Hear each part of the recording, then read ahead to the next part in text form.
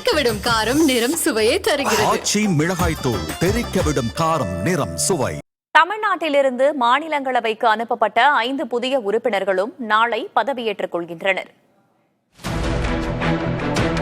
தமிழ்நாட்டைச் சேர்ந்த 6 மாநிலங்களவை உறுப்பினர்களின் பதவிக்காலம் நிறைவடைந்த நிலையில் திமுக மற்றும் அதிமுக சார்பில் 5 பேர் மாநிலங்களவைக்கு அனுப்பப்பட்டுள்ளனர்.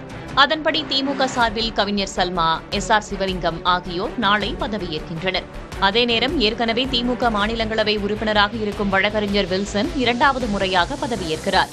அவர்களைத் தவிர திமுக ஆதரவுடன் மக்கள் நீதி மய்யம் கட்சியின் தலைவரும் நடிகருமான கமல்ஹாசனும் மாநிலங்களவை உறுப்பினராக பதவியேற்க உள்ளார்.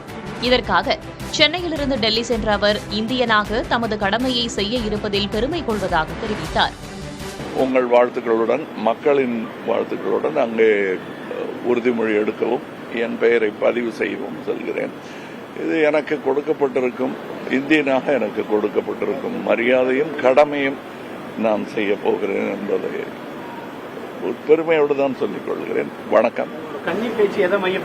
அதை இப்ப சொல்லக்கூடாது, அங்கதான் பேசணும். சில விஷயங்கள் இங்க பேசுற மாதிரி அங்க பேசக்கூடாது, அங்க பேசுற மாதிரி இங்க பேசக்கூடாது.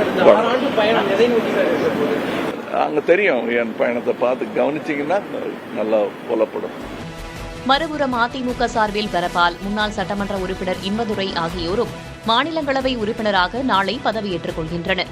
திருச்சி சிவா தலைமையில் செயல்படும் திமுக மாநிலங்களவை உறுப்பினர்கள் குழுவில் 10 உறுப்பினர்கள் உள்ள நிலையில் தம்பிதுரை தலைமையில் ஏற்கனவே 3 பேருடன் செயல்பட்டு வரும் அதிமுகவின் பலம் மாநிலங்களவையில் 5ஆக அதிகரித்துள்ளது. தெறிக்கவிடும் காரம் நிறம் சுவையை தருகிறது. ஆச்சி மிளகாய் தூள் தெறிக்கவிடும் காரம் நிறம் சுவை.